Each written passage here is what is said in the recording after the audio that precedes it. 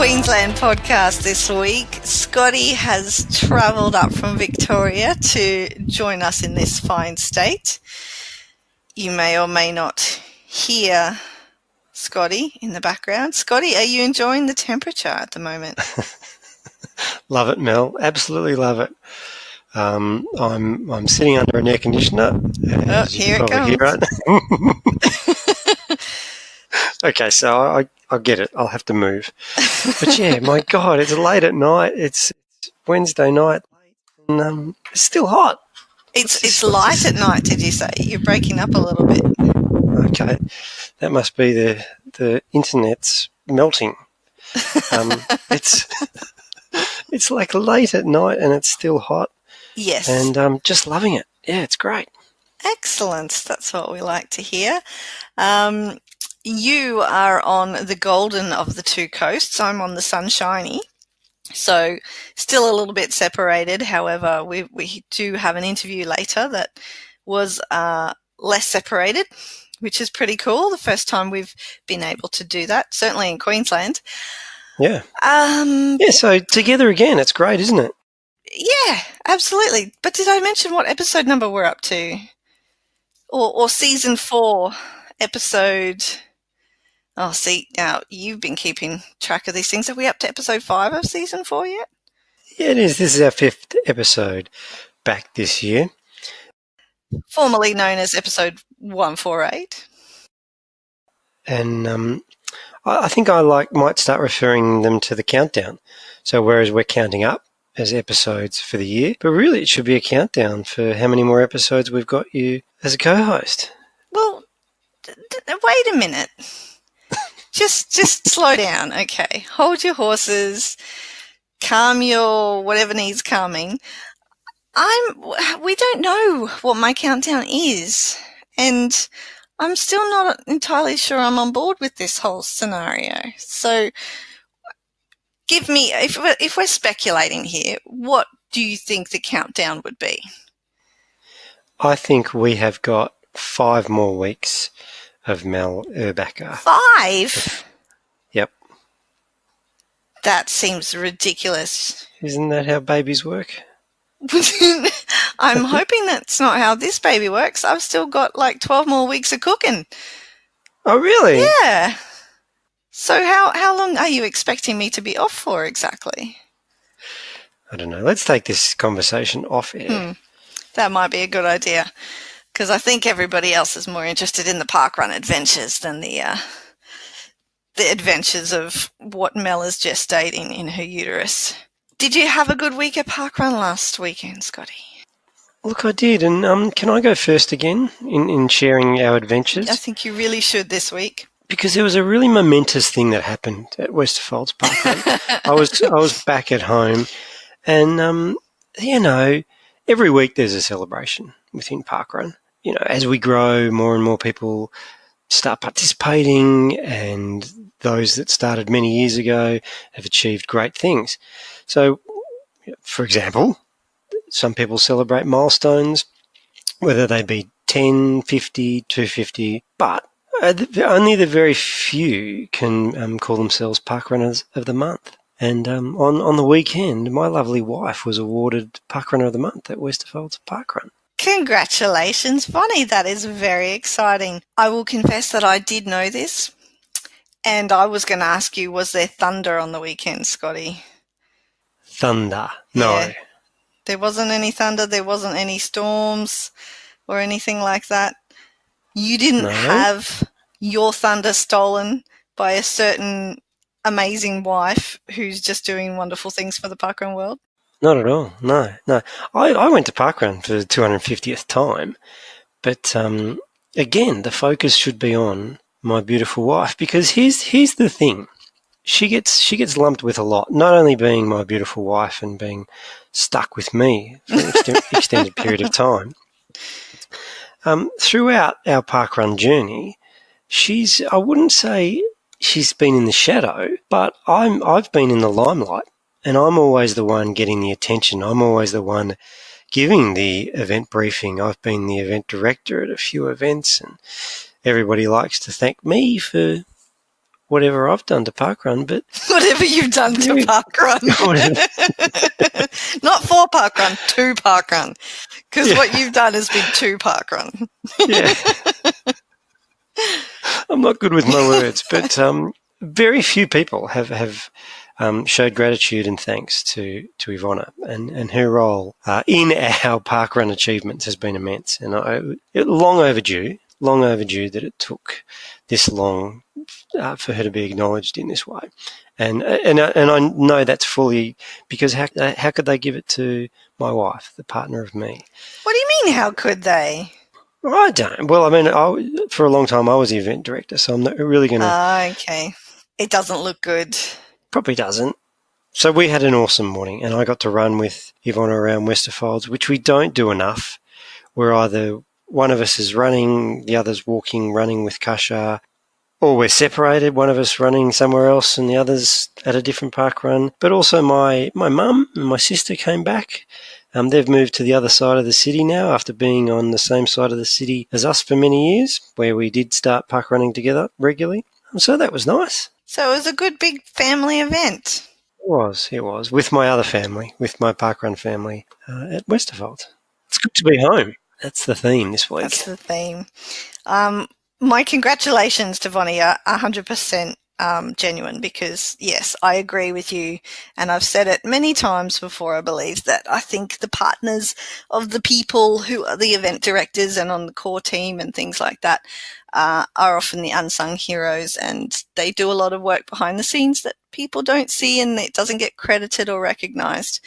And they don't always do it without complaint, but they still always do it anyway. And it's lovely that she could get that recognition, and nice that it happened on a weekend. I think that you were celebrating your milestone, because I imagine your actual blood relations came along to help you celebrate that, and it was just a beautiful coincidence that she got Park Runner of the Month on the same weekend, so they got to experience that with all of you. Yep, very much so. Awesome. Well done, Team Trickett. Thanks. And Team Urbacker, what did they get up to? Team Urbacker were up to their regular hijinks. We were back at home. As you said, that's the theme for this week's podcast. So I was chasing down one of my goals for 2019, which is to run direct, I think, at least 15 more times this year to get me up to one of my own random milestones. And that all was good. That all went very well. We've recently added a first timers brief as another role to our standard volunteer roster. Not because necessarily the run director can't do it, but because we just want to include more people in doing some of the different things that you can do at Parkrun. And we always have heaps of volunteers, and finding different things for them to do is always nice. So we had a new person do that for the first time, and I was super impressed with the job that she did without any kind of cue card or anything like that. She did a great job. So big shout out to her for that. But the rest of the morning was just fairly standard. No real blips in the radar.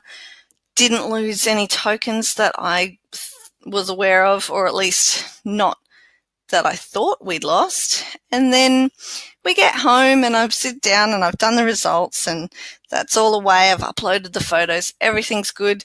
We were just about to head out because I had family visiting from the UK and we needed to go catch up with them. And before he jumps in the shower, Adam pulls a token out of his pocket. Oh, no. A finished token. Number 71. And I'm like, did you forget to scan in? And he just looked at me and he looked at the token and he's like, not today. And so this token had been in his shorts for God knows how long, had gone through the wash at least once, and it took him 5 minutes to figure out from which event he had pilfered this token from. As it turns out, and because I've been tripping about a little bit and he has too, so, we would have thought that he would have noticed his results missing from any of the events that he might have visited. And it was the weekend that we were at Sirimay together, you and I, and he ran with Wes at home at Queanbeyan and just obviously got chatting to our local parkrun friends there, completely forgot to scan in, didn't notice he never got a results email, and he had the audacity to ask me if I'd add him in. I said, no, I'm not adding you in. That was going to be my question. He took this token home 2 weeks ago. We've created a replacement token, in the kit, and I was like, give that back to me. So I was able to put it back at least with the rest of the kit, and it's returned to its family to be used again another time, probably. But oh my gosh, and this isn't the first time this has happened either. So, but this is a good result for me because one of my sub goals is to catch Adam in the not most events. What is it? Just in the running stakes, parkrun tally, yeah. And he's got a bit of a lead on me. He does. Because obviously doesn't volunteer enough. No, and I keep encouraging him to officially volunteer and not just do all that behind the scenes stuff. But is he still listening? Can we put pressure on him? Is he in the room with you? Oh, he's not in the room with me, no, and I don't remember the last time he listened to a podcast of ours. So, Okay. Well, all those Queanbeyan park runners, go up and ask him just on Saturday. Have you scanned in? Ask him to volunteer. No, look, and the funny thing is, this is a joke that I make any time I'm at Queanbeyan and there are tokens missing. Is you see that man standing over there having a chat, go make sure he has scanned in because probably it's in his pocket and he hasn't got around to it yet. And yeah, like I said, this is not the first time it's happened. He's taken them home from other events before as well. Just because I'm going to have to start calling him Mr. Have a Chat, I think.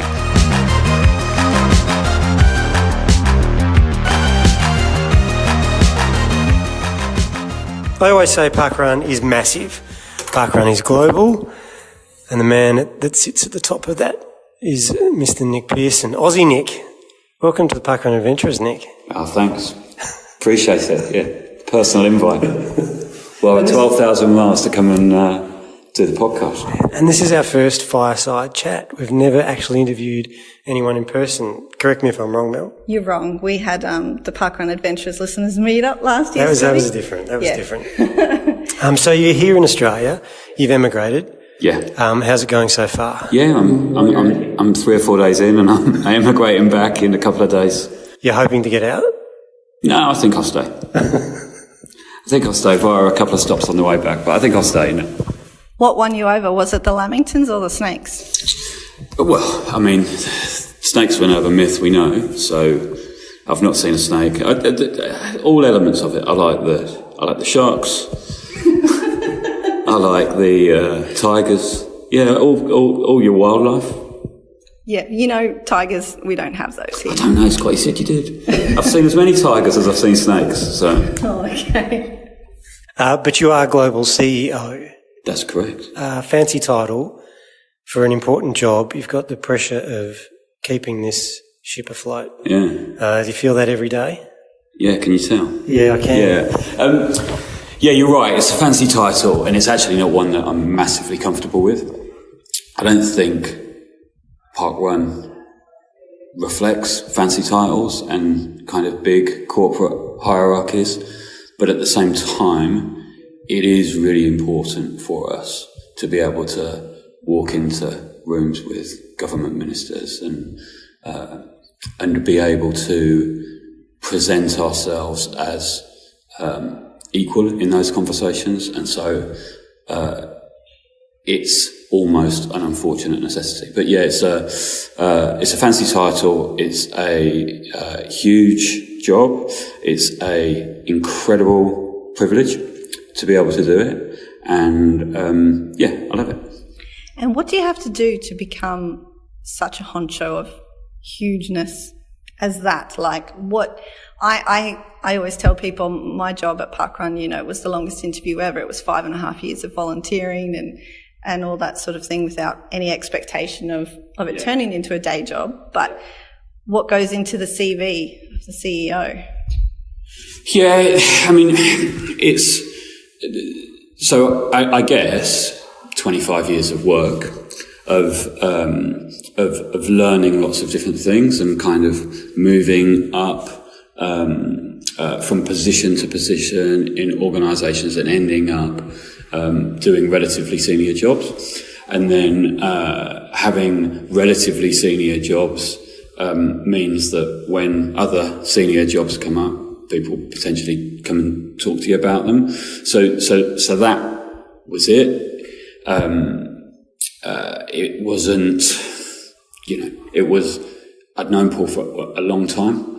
And so it was, in that sense, it was a 10-year interview process. You had a barcode first, I'm assuming. Yeah. I'm 18,497. I'm quite 2008. Everyone's checking their wrists here to see what their numbers are. I'm 384,150. Yeah, I think I probably am going to beat you because I'm kind of pre-Australia, right? Also, you've got your barcode tattooed on people now, so... Yeah. So let's take it back to the moment where essentially PSH handed over to you. He handed the reins over to you. Yeah. How did that all go down? Yeah, challenging. So, I mean, challenging in the sense that it was, I don't think it was a very, very easy thing for Paul to do. And he was really, really, really committed to it. He understood that he'd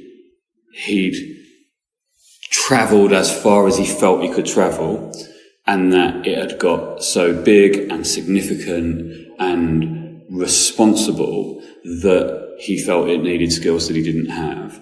But at the same time, you were taking, it's like your kids leaving home or something.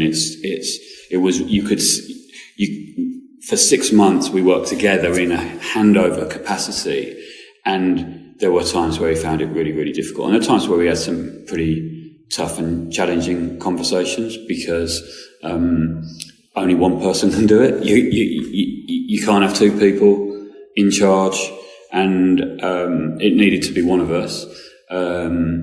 So no, it was, but it's to his incredible credit, I think, that he's been able to do that, and actually, what he has done is support every single decision I've made in 4 years, whether he agrees with it or not. And you can see that there are occasions where he doesn't, but he supported every single one of those decisions, and he absolutely doesn't interfere in any capacity. I want to look at the global aspect of it. Yeah. So we've officially announced we're in Japan this week. Yeah. We know that... Do you know the start date? I do, yeah. Soon. Yeah. No, it's...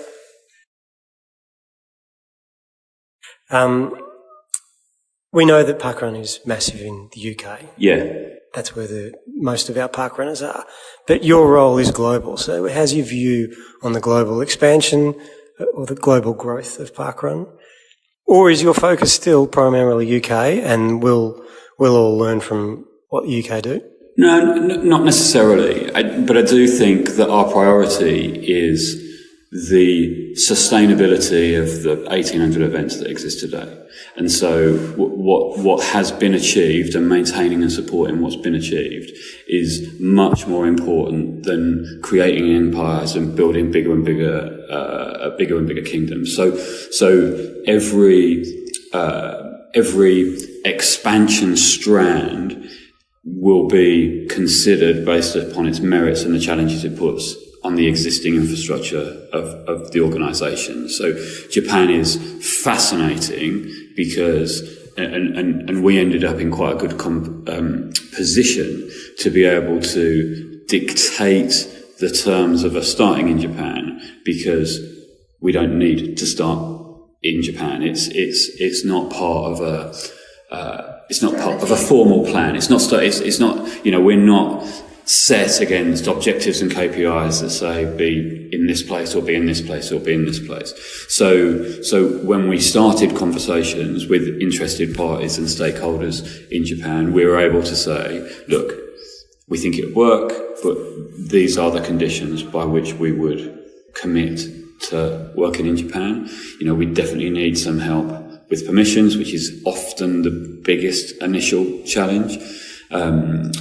We've been able to start there with sponsors in place, which is the first time that's ever happened. Government bodies and agencies are supporting the program, and so we've never had that before. But that comes from us being able to say, well, we're not in a rush. We'll do it, but only if we can do it without risking everything else. I like that. That's the position, I guess, parkrun finds itself in. It's a strong position to be in, to not feel the need to move anywhere before the timing is right and everything's in place. Or not move anywhere at all. So I think, we talk a lot, Tom, the Chief Operating Officer, talks a lot about if we never started another event, Parkrun would be a phenomenal success story, reaching and touching and helping millions and millions of people. And so, of course, making sure that they're still able to do that is our number one focus and priority. And are you finding that even after all these years, there are new challenges with maintaining that sustainability at the existing events? Yeah, so I think, and we were chatting about this earlier, I think there are two overarching fundamental challenges of an organisation, the size, scale and functionality of Parkrun. One is its financial sustainability. So the challenges really come from the fact that the genie's out of the bottle and demand, more people will register every day forever. So we're in an incredibly unusual position where consumer demand isn't our primary objective as an organisation. So that will happen. And so supporting an infrastructure that accommodates all of those new people that are registering every single day is a really significant and important part of what this job is. And of course that infrastructure and support requires investment, whether it be technical investment, whether it be human resources, all of those things. And so that's one of the challenges, and that challenge to some degree started almost from day one, and it will always exist. And then the second challenge is the relationship that we have with the volunteers. So ensuring that that continues to be as tight and trusting and reciprocal as we can possibly make it, and that challenge gets harder every day. And that challenge gets harder every day because we get bigger and bigger and bigger, and there's more and more people. And so the natural consequence of that is that group feel further and further and further distanced from us as an organisation. Day one, you've got 3 or 4 volunteers, you know all of their names, you've got their numbers in your phone. Now we've had 400,000 people volunteer, we're 1,800 events. There are, you will never be able to be as tight, and we're always moving further and further away in terms of that size and scale. So we need to make sure that our volunteers feel that we're representing them, that we're not imposing upon them, that we're listening to them, that we're part of the team. We are part of the team. Everybody here, as with all of the Parkrun employees, are Parkrun volunteers. They're doing all of those different jobs. It's a relatively unusual organisation like that. You don't normally get all of your senior directors and staff, working on the shop floor and just as a staple of what they do. But actually we all do, and we all do largely for the same reasons that everybody volunteers, and that's because we really enjoy it and it's a fantastic thing to do. But maintaining that is going to be an ever increasing challenge. And I think, we have to find ways of helping volunteers to see and understand that we're here representing them, that we're not just a group of kind of detached corporate suits with fancy job titles, kind of making decisions that never consider where they sit in that decision-making process. So what's your parkrun day experience like? Do you get back to your local every week? Are you always on tour? Are you volunteering? So I'll now tell you I don't volunteer as much as I'd like. So I don't volunteer on a Saturday. So I do a lot of volunteering outside of parkrun within sports clubs and sports organisations because of my children, basically. So in the same way that so many people do.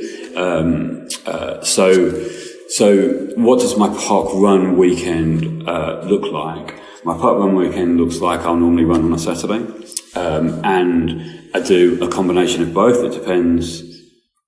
As in touring or going to my local. So I'm incredibly lucky. I'm 20 minutes from Bushy Park, event number 1, but equally I'm 20 minutes from another 5 or 6 different events, so I can kind of choose how I feel, what kind of run I would like, where I want to get all of the different things that come with some of the UK weather and courses. And then, depending upon whether I'm going for the experience of running, or I'm going with some of my friends, or I'm meeting people, or depending on where I go, then it will either be an hour parkrun experience or it'll be a 3-hour parkrun experience. So I do really, really, really like the turn up and then just spend the rest of the morning having brunch and coffee and all of those type of things. So that'll be a Saturday, and then Sunday, if I'm not with my son, training, coaching, team managing, all of the things that I do there, then I'll volunteer at Junior Parkrun on Sunday. But there is a lot I'm doing with Josh, unfortunately. Or fortunately for Josh and those organisations that you're supporting. Well, listen, fortunately for Josh, I'm not sure Josh would say that, but yeah, it's, but yeah. And so since you have become CEO, has your parkrun experience changed on the day? Like, do you get people recognise you and want to come up and they've just got this issue about this, or, you know, they want to talk to you about the fact that their milestone shirt link has expired? Do you get those sort of operational type questions, or do people just leave you alone? Well, I'm low-key, so yeah, I would. So my normal format would be go quietly and then introduce myself. There's no trumpets ablazing. Nick Pearson's here today. Definitely not. All of that makes me feel incredibly uncomfortable. So if appropriate, I'll go speak to the run director afterwards, but it would be afterwards, not before, and just say thank you. So no, nobody's ever moaned to me at a parkrun event ever about any of the operational issues. Equally, they could come and just want to thank you. More of that, yeah. So it's on the places where I'm known, then, you know, team members will speak to me. But yeah, if there is any feedback anywhere in the world, it's always positive. So you'll be parkrunning here in Australia on Saturday, so we won't tell people where you are. No. But why are you here? Why are you down under? I like the biscuits. Yep. All of the biscuits, not just the Tim Tams are good. No, we come to work with the Australian team for a few days and support some of the commercial challenges that exist definitely in our bigger territories where costs and resources are required, and you're really trying to come and support those challenges with some of the learnings that we've seen in some of the other markets. So I think our sense is that Australia's growing in a size and a scale that's very, very similar to to maybe where we were in the UK 3 or 4 years ago, and some of the structures and mechanisms that we've put in place to support commercial partners and fundraising would be something that we could support the team with here. So while you're in Australia, you mentioned not being a corporate suit. I don't know what you wear to the office when you're in the UK, but what kind of apparel is appropriate to wear to the office in Australia? Are we laughing at Scott's shirt? Is that the motivation for that? Is that the motivation for that question? I mean, the context for Scott's shirt is obviously I wore a Larry shirt last night at dinner, and Scott's decided to try and outdo me. I'm inspired by my leaders. Yeah, exactly. And then I'll wear a worse one tonight. You'll be entirely put in the shade. But no, we are an informal team, and everywhere that parkrun exists, it's an informal team. I think you can see it here with the team in Australia. It's very, very similar to the way that the teams work, the global teams work out the offices in the UK. It's a group environment. It's it's CEO sitting next to admin staff or junior staff, and everything being shared around the group. There's definitely no corporate protocols or uncomfortable hierarchies. It's everything is done together. Your admission, we were chatting earlier, and your admission that this podcast is your favourite out of the other parkrun podcasts that currently exists. But you do listen to With Me Now, and you do listen to Free Weekly Timed. How do you reckon they're going? How do I think they're going? I think it's all phenomenal, positive parkrun content, and the more of it that's out there, the better it is for parkrun. So I think anything that I think is a reflection of the significance, the relevance, the popularity of parkrun, and I think it's positive for parkrun. It tells the message, it puts some context, it supports the messages and the messaging that we're trying to share. And so I have listened to all parkrun podcasts, including this one. I think there's a role for all of them. And I think that in, 4, 5, 6 years' time, there'll be 3 or 4 times as many as well. Well, that's a prediction there for podcast growth. What are we going to do, Scotty? Bring on the competition. More territories, I think. I think South Africa needs to get themselves a podcast. Well, they did have one for a couple of weeks. They did, yeah. I remember back. Was that when I lived there? Brings me to another question I wanted to ask you, Nick. How many countries have you lived in exactly? On this trip? This is the 3rd country I've lived in on this trip. Lots. I mean, never for more than 3 or 4 days, but yeah, I've lived in lots. Do you find a sense of adventure and a love for travel has been really useful in your role? I love travelling.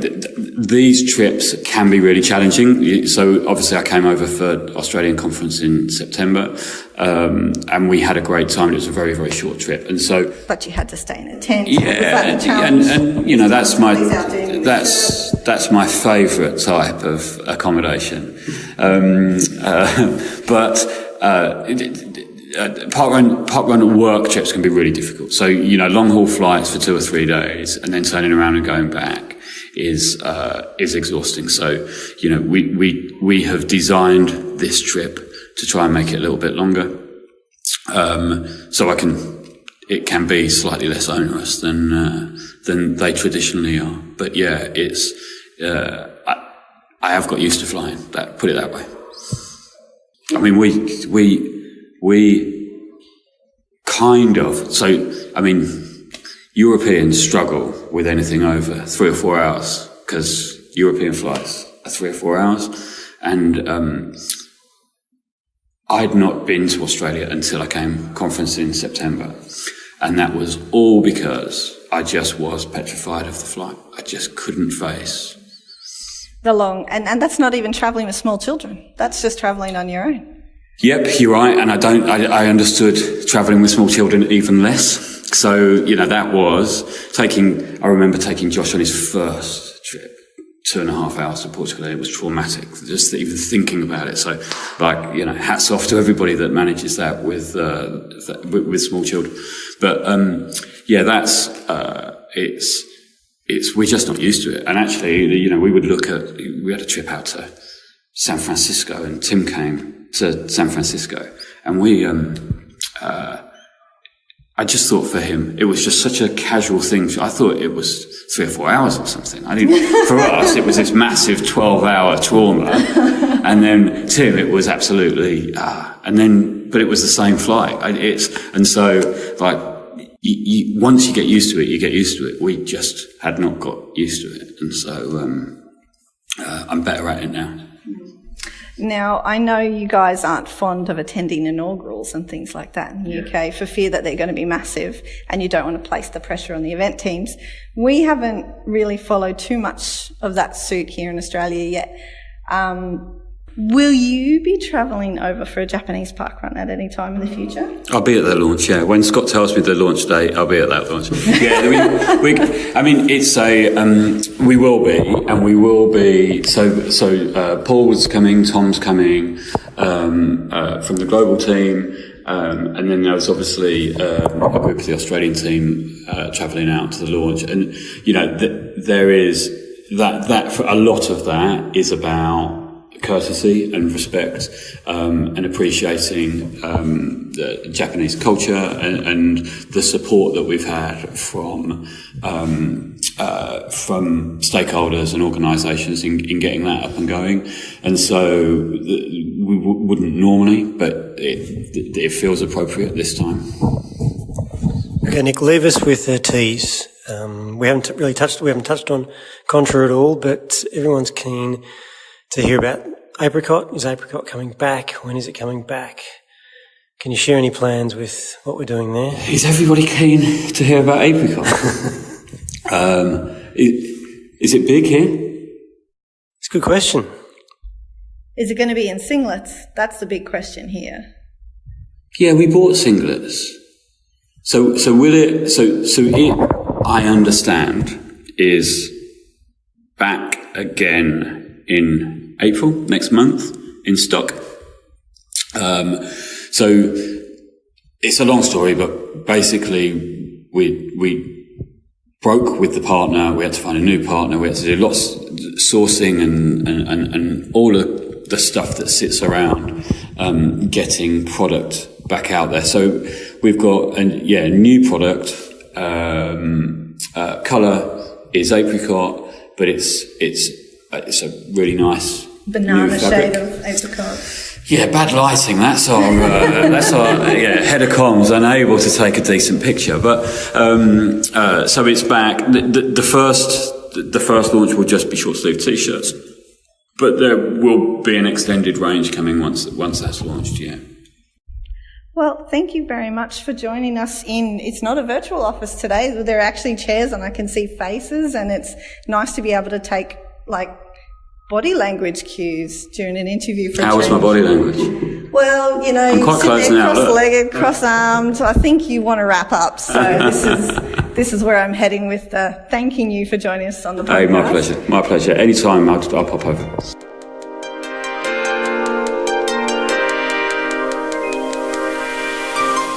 Hello parkrun adventurers, this is Mark, and today I've crossed from Canberra into the New South Wales border into Queanbeyan parkrun, and a beautiful day here in Queanbeyan actually, and today is the number 96 event for Queanbeyan parkrun, and this parkrun has an average time of 36 minutes, which it's actually quite a hilly course here, so it's certainly a challenging one and recommended for your city to surf training if that's what you're hitting up later on this year.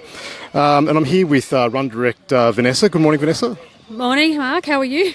I'm excellent, thank you. So what can you tell us about Queanbeyan Parkrun? Well, we're nearly up to our 100th parkrun, and we started just over 2 years ago. No, coming up to 2 years, sorry. And it took a few years to get going. We had to, as most parkruns, find funding, find the right location to get it going, and the support from all the stakeholders. But it's grown steadily, and now we seem to be going really well. We're hitting over 100 each week, which has been fantastic. So might go down again in winter, I suppose, with the cooler weather.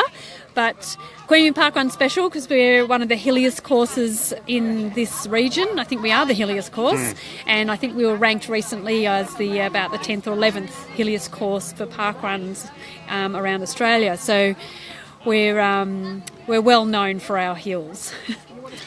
Yeah, look, definitely the hilliest course in Canberra, and the hilliest that I've done so far of all the parkruns. And I saw that blog article where you guys ranked, which is good. Like, I think it's a good attraction for people to come to. And if you are a parkrun adventurer like myself, you also can pick up the Q here at Queanbeyan, which is a rare letter as well.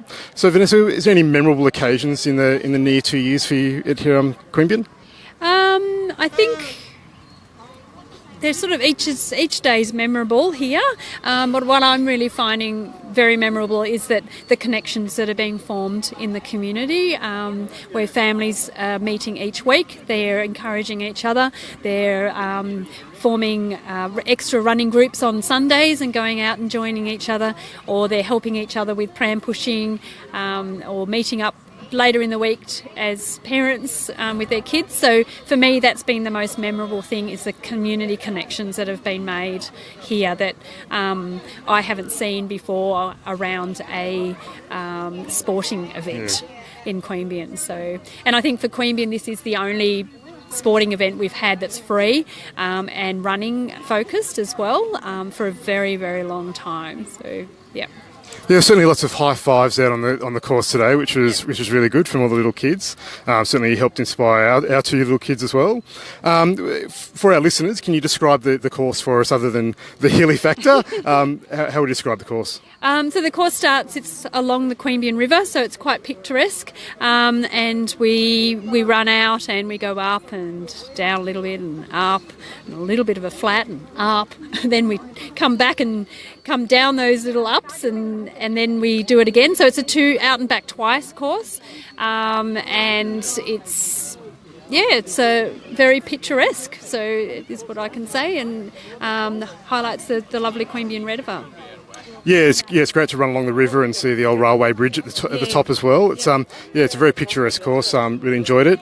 Thanks for having us today, and good luck for your second birthday coming up soon. Yep, thank you very much for that. And yes, hopefully we'll have lots of people at our second birthday, and we'll have cake, of course. Very good. Queanbeyan Parkrun.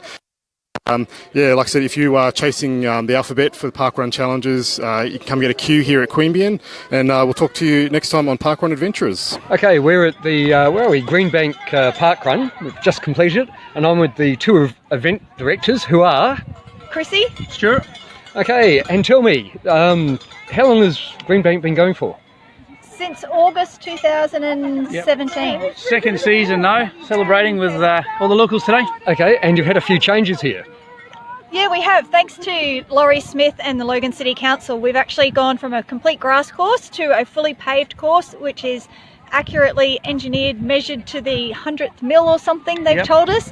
And it's absolutely fantastic. We can't thank them enough. It's really made the community space more usable. So we're interested in challenges, guys. I cannot get mine to record anything but bang on 5K. So it is a purpose-built parkrun course, built to within 100 millimetres of 5 kilometres. And I should say to the listeners that I came out here for the inaugural run, which was, as you say, last year, and it was freezing. It was over, I won't say cow paddock, but over grass. There were ruts in the ground, all sorts of things. This path is absolutely amazing. It is. We've actually almost quadrupled in numbers since we've got the path of our regulars each week, which is absolutely fabulous. When Stuart and I started, all we ever wanted to do was build a community, and that's exactly what we're doing. And it looks as though the council has paid for it and put in 2.5 Ks of path just for parkrun. Squiggles all over the place. You've got kangaroos, one of which is aiming at us right now. He just says hello. That's Bob. Okay.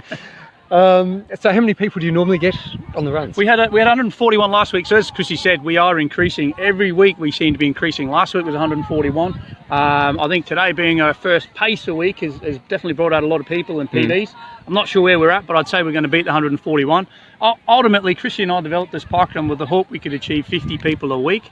And I think we're going to be sitting on well above those well and numbers truly now. exceeded that. Yep. So are most of the people locals, or do you get a lot of visitors from There's quite a lot of nearby visitors areas? coming in. I think word's out. The course is fast. I think it's quite easy to achieve a PB here, given it's a very flat course, a couple of out and backs.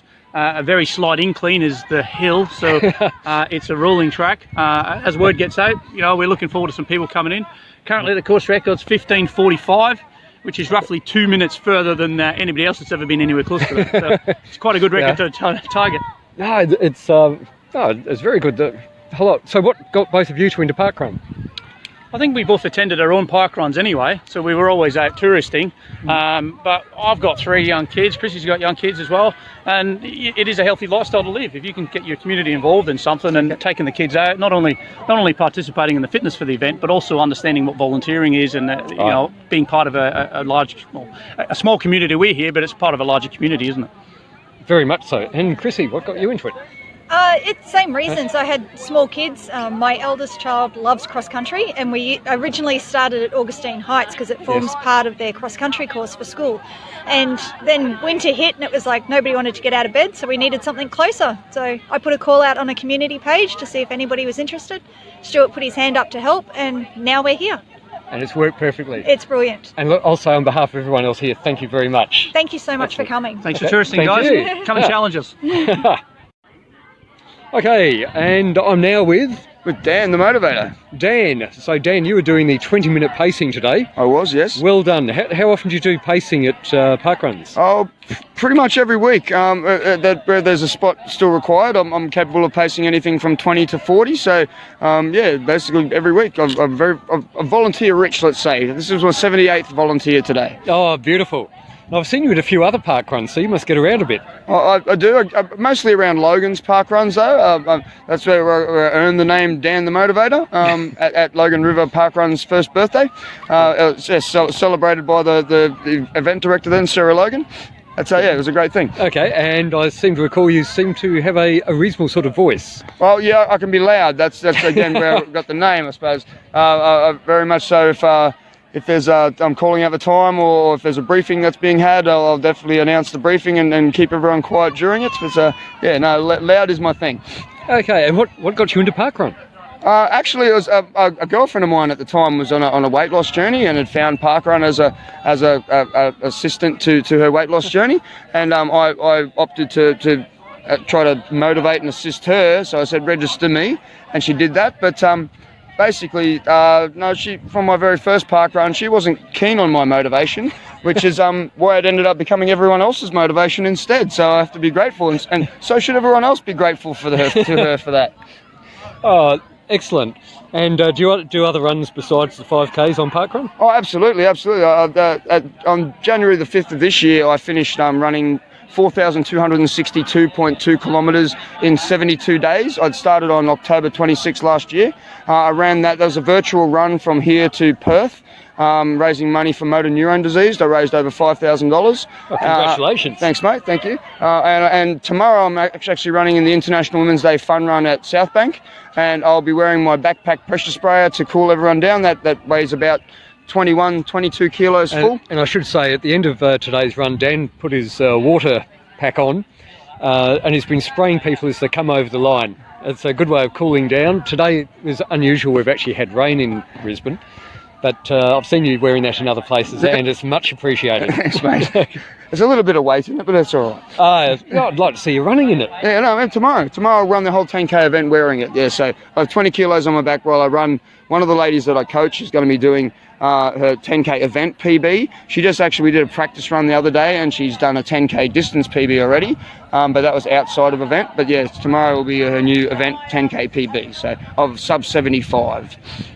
What can I say? Dan, look, thank you very much, and I look forward to seeing you at a few other No worries. runs. Thanks for talking. Okay, see you, lads. See ya. Okay, and I'm with My name is Amelia. Nice to meet you. Amelia. Where do you come from? I live at Park Ridge, Okay. run at Springfield though. Springfield's your home run. Yeah, Springfield Runners Group. So what brought you over here? To be honest, I heard that it was a really nice flat course. The weather's been really nice lately, and I thought we'll give a new course a go in a new location. Excellent. So this is the first time you've been here? This is the first time I've been here today. Hey, what do you think? I loved it. I'm so coming back. I love my home course. Shout out to Augustine Heights Parkrun. But yeah, these guys do pretty well out here. Nice pathed course, and yeah, not too many people, so it was easy to run around on. Oh, it's a top atmosphere as well. Yeah, no, it's really good. I met some new people today, and it's really nice to see some kids out here giving me a run for my money. So did you bring a few kids along yourself? No, I didn't bring any. Don't have any kids myself, but there's a few students that I teach. I'm a school teacher. Yes. Yeah. So, okay, so I saw that was what you. Yeah, I had to run with them at the end just to motivate them a little bit more. But it was really good. And you enjoyed the wildlife out on the course as well? Yeah, the kangaroos kept you going. I think the kangaroos stole the segment on Strava from me, but it's okay. Beautiful. I Yeah. hadn't thought of that. And what got you into parkrun in the first place? To be honest, I used to run up north, and I got into it because it was free, and it was just something really good for the community, and it's so good to see, like I said, a lot of young kids and stuff out here. It's where I sort of started doing the fun runs and things, so good to see them coming up like I did as well. Okay, beautiful. And you said you've run up in Rockhampton. Yeah, I used to live in Rocky, back in Brisbane now, but this course is a little bit flatter than up there. Used to be in the Botanical Gardens, but yeah, and this course today was really good, and definitely will be back. Okay, beautiful. Look, thank you very much. No worries, thank you. G'day Scotty, g'day Mel, and g'day to all the parkrun adventurers. It's Lyndell here, and I'm checking in this morning for the Channel 5 news crew from Victory Heights Trail Parkrun up near Gympie, just north of the Sunshine Coast in Queensland. Now, it's been a bit of a trek to get here. Mel, your story last week about the cyclone and perfect weather, I actually put off my trip to Victory Heights Trail Parkrun last week because of the cyclone, and I've turned up today and there's a bit of rain around, so go figure. Anyway, we might get a bit wet, but that's what the fun is like on the trails. I'll check in, do the run, and have a chat later on. I'm only 39. 39. So Parkrun Adventures, I've caught up with mother and daughter duo Kathy and Carol, and I'm a bit confused as to who the mother and who the daughter is, but I'll just get them to tell you your parkrun story. My parkrun story? Oh, well, I don't really know. I decided I needed to get out and do something, and there's no way I was going to walk on concrete footpaths. Yep. Came out here, and this is just wonderful. We come out every day now. Every day, even not on Parkrun Day? Absolutely, about 5:30 in the morning. Yep. Wander 2 or 3 kilometres and go home. Really good.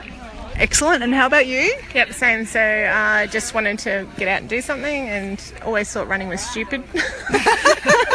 Didn't understand why anyone would want to do that. We've all been there. But discovered the parkrun course, followed the Facebook page while they were building it, and went, yep, I'm going to get a part of that, and have come whenever I can, and yeah, just about every day with mum for a walk or a run, do the 2, the 3 or the 5, and yeah, love it. Excellent. What's the best thing about parkrun? I just really like the community spirit and the fact that everyone eggs you on, and there's no, it's great atmosphere, I guess. Yeah, it's for everyone. Yeah. And you can bring the kids, and yep. Excellent. Well, thanks for talking to me. Keep on park running and walking, and keep avoiding those concrete paths, I say. Absolutely, yeah. Okay, guys, now I've caught up with first-time run director, Gayleen. How are you going? Fantastic. And look, 10 out of 10 for me. You did a great job today. Oh, thank you so much. I appreciate that. Cheers. How did you first get involved with parkrun? Well, come out here and tried to get a little bit fitter, and about 18 months before parkrun kicked off, and started jogging myself, and just fell in love with the trails out here, and I love volunteering for the community, so why not? And so you volunteered a bit since parkrun started? I've actually volunteered more than I've run. Yeah. So I usually come out here and try and run it before the parkrun kicks off, and then put on the orange blazer with pride and volunteer before and then get into it. Excellent. And so how's your running going then? Fair to average. But it's not all about times for me. It's about getting out of bed and beating everyone that's still at home. So that's my goal. That's it. And there's lots of them, Galen. Absolutely. And encourage people of all sizes and fitness levels that you don't have to actually run. You can come and walk. I get out here sometimes with some girlfriends and just have a good old yarn as we go around, and that's really, really good as well. It sure is. Now, what about volunteering? Have you had a history of volunteering?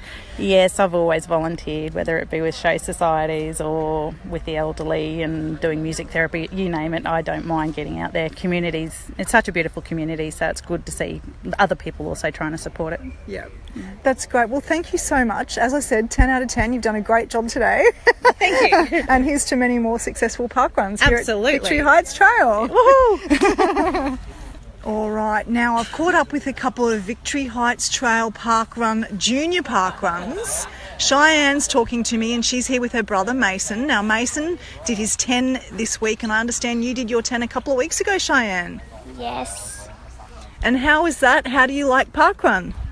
Good. And what do you like most about it? Running. You like running? Now you got a bit shy at the finish line. Everyone was looking at you. Yes. And how come you got shy? I don't know. All right, are you going to come back next week? Yes. Excellent. Hopefully I'll see you again at a parkrun. High five. Okay, the hard work's over and I've caught up with our event director, Jody. How are you today? Yeah, good, thank you. How are you? Yeah, terrific. I love your course here. Awesome. Yeah, it's a really good course. We put a lot of work into it. It was nearly 2 years in the making from the first sort of shake of the hands. And yeah, we're 18 events in now, and everyone that comes along, most of them love it.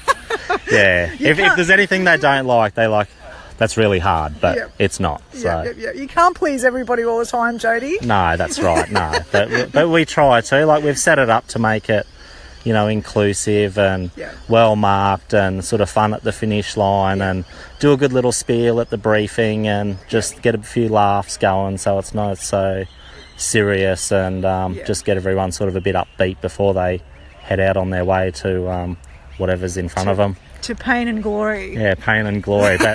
It's funny, there's plenty of glory because the amount of PBs we have every week is just phenomenal. Like, we see people there, like this month alone, like there were 8 people that have run 4 times in February and got 4 PBs, each one of those people in February. So everyone just improves each week. That's great. It must be the cheer squad. Possibly the cheer squad, maybe the cooler conditions now or something, I'm not too sure, but I think it's a really good thing with parkrun that, you know, your results are sent to you and people get to see that, and then they return the next week to you know, try and better their time, and a lot of people really do try and do that, and then when they get to the finish line they're like, oh, hopefully I think I did, I don't know. And then most of the time they do. So, yeah, it's really good. That's great. Now, you've touched on this at the beginning. It was a 2-year labour of love to get this set up. Just tell us a little bit about that process. Yep, so initially, quite a few years ago, the Cooloola Trail Care Alliance wanted to probably hold a trail park run here. They didn't want to run the event themselves, but they were happy to have one here. I was actually working away at the time, so I was unable to do it. And then as soon as I started working full-time in town, I made contact with Andrew, that's the president of the CTCA. So we had a little bit of a chat about it and shook hands on that day, and it all started from there. So we obviously had to get our grant, which was just a council community grant for the $5,000 initially. And then we sort of mapped out a course, which we sort of went over and over and over many times. Andrew actually works for Natural Resources and Mines, so he's right onto Google Earth and all that, so he's really handy in that respect. We actually built another kilometre of single trail to specifically form part of the 5K course, and to keep everyone away from the main sort of mountain bike hub at the top. So that come at a cost of, say around about $10,000 just to build that trail, which was really good. And then we set out and we fully marked every turn and crossroad with hardwood posts. So I actually put in about 50 of those posts and dug all the holes for them. Wow. And put them in. So it hasn't just been like an admin-y type of thing. Like, I've actually been out here and digging and brush cut and mowed and stuff. So so we had all that, and then we sort of had the thing where we then had to get money for a defib. Parkrun set up a GoFundMe through Sports Foundation to try and raise the funds for that, and also they set up our Facebook page early to try and help with getting those funds. So we got to about $600, and then I put a post on a local information page just to try and get a bit of support and help with raising that money. And I just finished work for the night, and another friend was suggesting some things for some fundraising, and I was like, yeah, that sounds like a really good idea. And she said, oh my God, go have a look at your Facebook post. And I was like, what? She said, go have a look. And anyway, so I had a look, and a local dentist, Jacaranda Family Dental, which is Adam and Sam Bradshaw, they donated the final $1,340 to go towards our defib. So that got us to the $2,000. So that really set us on our way. And that was, I think, about March, April.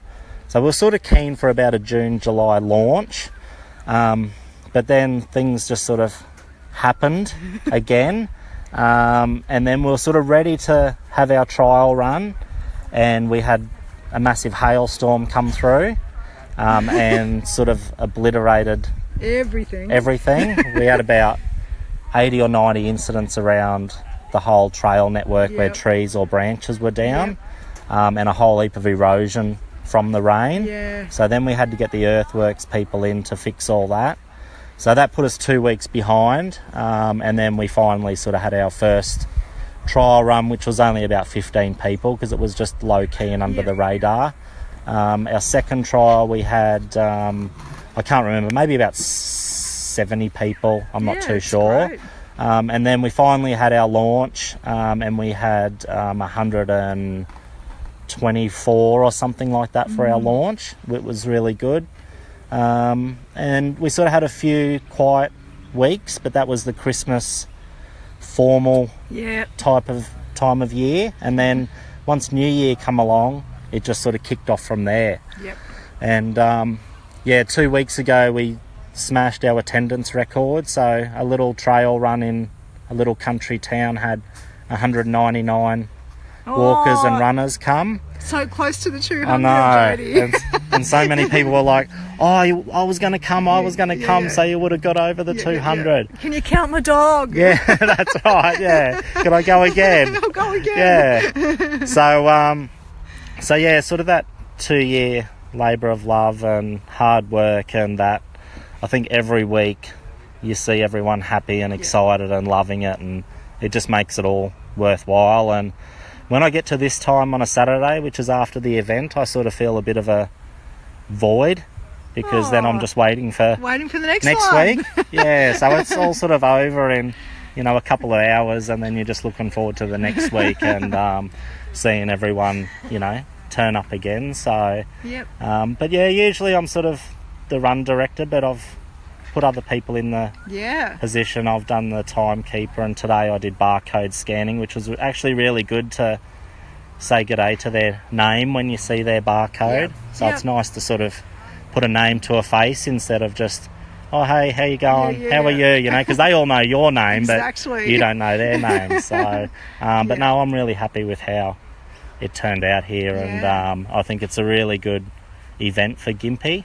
And I think after today, I think we've actually hit over 10,000 kilometres walked and run so far. Parkrun. In 18 events. Yes, and you've come of age. It is the 18th event, isn't it? So you're an adult now. Yeah, that's right. 18. Yeah, we can legally go out and do other stuff. So, yeah, over 10,000 kilometres, and like I say, that's 10,000 kilometres that would never have been run or walked by the community or in Gympie. Yeah, and look, there's lots of other users of the park here. There's other walkers and bikers here. So clearly it's a really great asset for the community in general, and parkrun just adds to that. Yeah, exactly.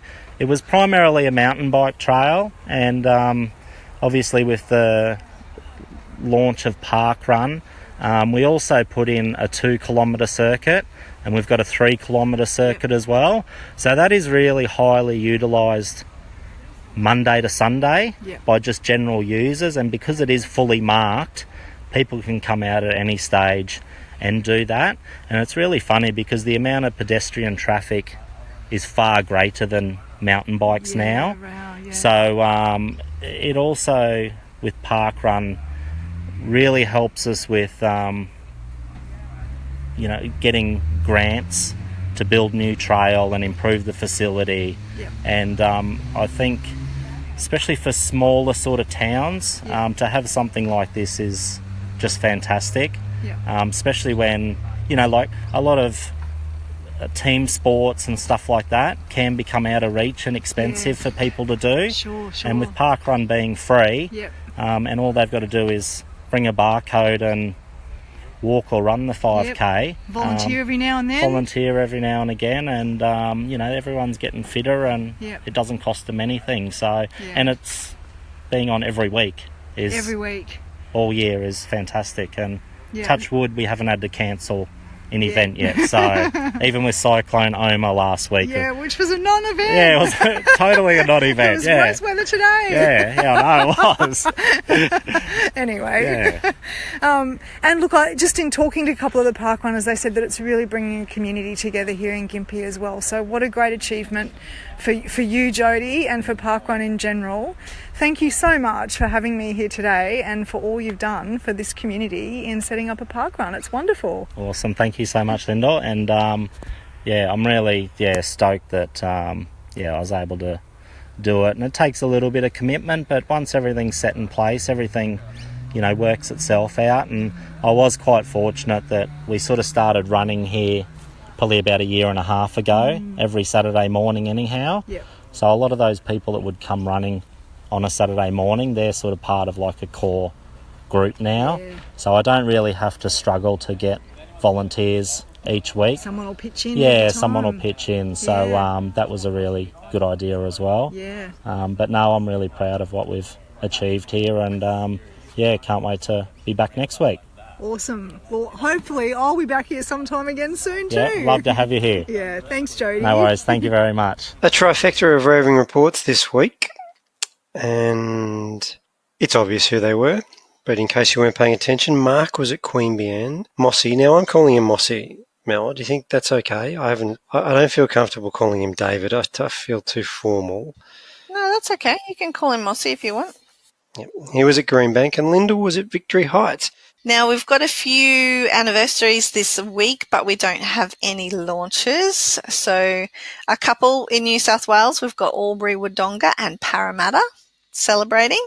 We've got Bairnsdale in Victoria and Dawesville in WA.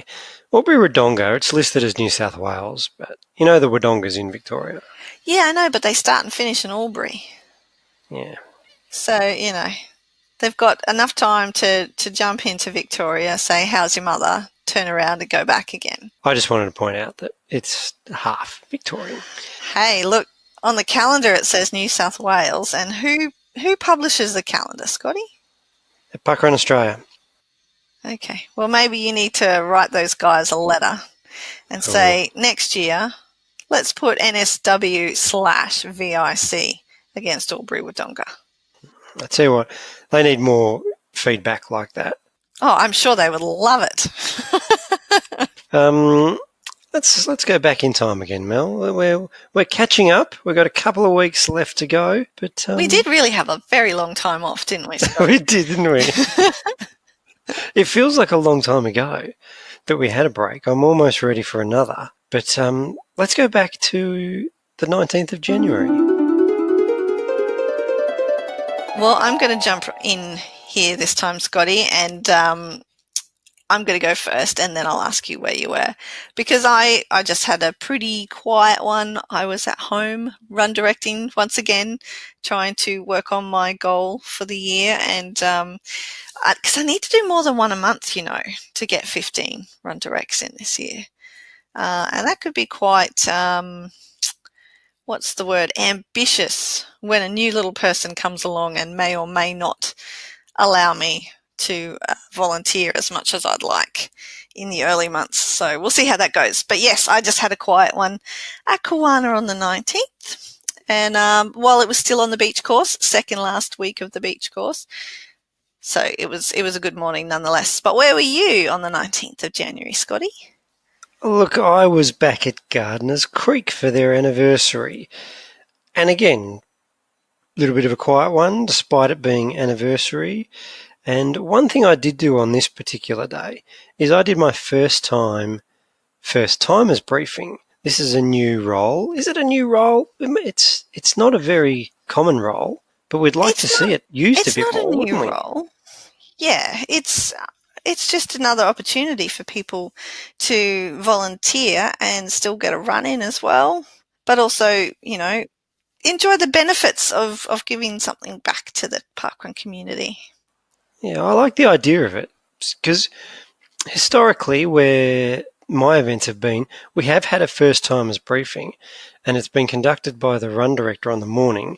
So it's not something that hasn't happened, but creating a specific role for it. So the idea that first-timers will see it on the roster and go, okay, they want me to come. There's safety there. Someone's going to tell me exactly what to do. Oh, I've never really thought of it from that angle before. Yeah, so you task somebody with it. And so the idea is, I guess, that they run with it and embrace it. And that's exactly what I did.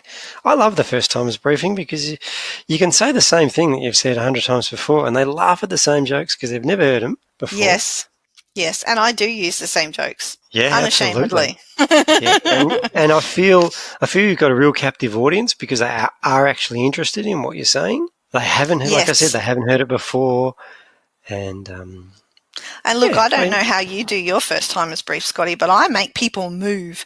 Like we have a post that has a map of the coast on it and all the footpaths and things like that. So I make people come over to the post to me, and so I can show them the course on the map, which is nice, because if you've got people like physically committing to moving within earshot, I think they are definitely a much more engaged audience. Yeah. So you go through the whole, this is the course. You take a turn here, you go up here, you look for the tree, you do a cartwheel, you do all that. Well, it's not as involved as that, no. But I like to have a visual. Yeah, I mean, we've got an out and back course, and you turn around a lighthouse. It's not difficult. People don't get lost. But I do like to have a visual aid when I am conducting the talk. It's like you feel like Adriana Exhibites from The Wheel of Fortune, and you can gesticulate with your hands, which I'm doing now, and of course nobody can see but me. Yeah. And dated yourself a little bit there, Mel. I don't think, for one, I don't think Wheel of Fortune's even on TV anymore. Look, I've loved words for a long time, Scotty. There's no shame at all in loving words. Anyway, getting off topic, but yeah, we'll see. I don't do the describe the course spiel. Early days at Westerfolds we did, Studley, early days I think we did, but I've soon learnt, and I did it at Gardeners Creek as well. I had the map. I held it up. I said, anyone here going to run sub 20? No one puts their hand up. And you do that joke, all right, just follow the person in front of you. Exactly. Yeah. Okay. Yeah. Because 99% of park runners, that's what they'll do. Oh, okay. Well, I'm glad that our jokes differ. So for the parkrun adventurers out there, they can go to different events and they're not going to get the same joke, because I attend a lot of first timers briefings. And that joke does actually get used in a lot of those briefings. I always give them a bit of a giggle because, yes, it's funny. I'm never going to be the person out the front. That's what's funny. But, yeah, it's nice to use some different material. Well, when I work on it, I'll start injecting it into first timers briefs. But that's what I did on the 19th. Now, Mel, 7 days ago, a week ago, we read out some iTunes reviews. We implored our listeners to jump on the bandwagon and do likewise. Just checking. No new reviews. Huh. And you have a theory on this. Yes, I do. Well, I don't have a theory. I don't have a theory on. Well, no, I kind of do. Okay, so you're talking to two of my personalities at the moment, as you might have noticed. I'm having an argument with myself. So the thing is, when I listen to podcasts, and this is just me, I am either listening most of the time, probably 90% of the time, I'm listening to them in my car while I'm driving. The rest of the time, I would be listening to them either out on a run or a walk. And if somebody asks me to do something, to interact or something like that, I'm away from my home where I would be more likely to do that. So I'm not like sitting at my computer listening to a podcast and somebody says, hey, could you do an iTunes review? And then I just like pause the podcast and go, yes, I'm going to do that immediately. So I kind of forget if people say things like that in podcasts. So I think that might be why, Scotty. Do you think that is a good theory? It is a good theory. It's a theory. And we differ a little bit because I think I do a lot of my podcast listening either at my desk while I work, sometimes on a walk, very rarely on a run, most of the time in a shower. In the shower? In the shower, yeah. Well, how are you ever going to write an iTunes review in the shower? Yeah, but no, at least out of the shower I can just get out and do whatever they ask me to do. But I do tend to agree with your theory. So let's do a little social experiment. So this week in our Facebook post, let's ask for iTunes reviews and see if we get at least one. And then that way your theory will be proved true. Well, maybe we need to make it to make it a proper test. We need to leave it for a week because now we've mentioned it in the pod again. And so there's not going to be any proof that it wasn't. People didn't hear it in the pod and then go looking for the Facebook post. I'm no scientist, but I know there has to be a control group. Okay. Well, you know what a control group is, so I think you might be a scientist. So I just don't think that this can be the week because the results will get sullied. And you know what's going to happen. You and I are going to forget by next week. And we won't do the Facebook post because we're terrible like that. No, I'm at my desk now, so I'm going to type in to do it. If I was in the shower recording this podcast, it probably wouldn't happen. But the fact that I'm at my desk, you're going to pop it in your calendar as a reminder. Yeah. Good plan. Yep. Do you listen to your reminders? Because I set them all the time, and then I spend a large portion of my day snoozing the reminders because it's like, oh, I don't have time to do that right now. Snooze, snooze, snooze. I don't close them because then they go away and I never have done the thing and I forget. But I just like irritate myself by having these things pop up all day long. Short answer is no, I don't. But what I do is I set alarms, and I'm looking at the clock now, and I've got to set mine for a couple of hours' time to get up early and go for another run in the morning. I've been doing some freedom runs while I've been up here, Mel. Have you? And we took in Main Beach, which I've done before. It's a bloody good park run, that one. I really like it. It is a good one. And I went to Paradise Point this morning too. That's a bloody good park run as well. Are you logging all these freedom runs? I am. Well, on Strava, and I will get to log them on my profile. Okay, but this morning at Paradise Point, had a lovely run with Mandy, who is a podcast listener. She came out and had a run with me. So hi, Mandy. Awesome. Hello, Mandy. I really enjoyed Paradise Point, so I want to try and get back to the Goldie and run it officially. On a parkrun day. That sounds like a good plan. Well, I have mentioned that once I run out of Brisbane, Gold Coast is next on my list. I haven't run Paradise Point either. In fact, I think Main Beach and Cura are the only two Gold Coast parkruns I've done. Well, I think I'm heading to Kira tomorrow, so let's wrap up 1:48 so I can get to bed and perform my best tomorrow morning. Thank you again, Mel. Always a pleasure, Scotty. Always.